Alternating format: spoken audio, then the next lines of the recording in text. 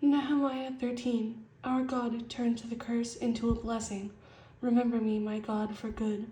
Esther 1. And it came to pass in the days of Ahasuerus, the king made a feast lasting 7 days for all the people who were present in Shushan the citadel, from great and to small, in the court of the garden of the palace.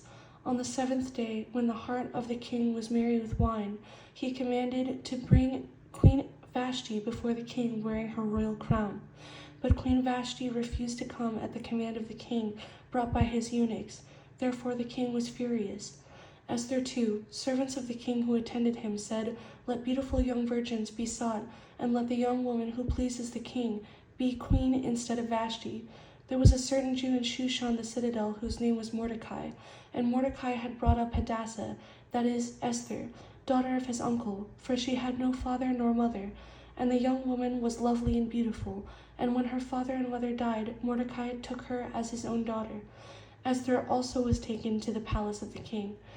And the king loved Esther more than all the other women, and she obtained grace and favor in his sight more than all the virgins. So he set the royal crown upon her head. Esther 3. After these things, King Ahasuerus promoted Haman. Haman sought to destroy all the Jews. Letters were sent by couriers into all provinces of the king to destroy, to kill, and to annihilate all the Jews, from young and to old, little children and women, in one day. Esther 4. And in every province, wherever the command and decree of the king arrived, there was great mourning among the Jews, with fasting and weeping and wailing. In sackcloth and ashes many lay. Esther called Hathach. So Hathach went out to Mordecai.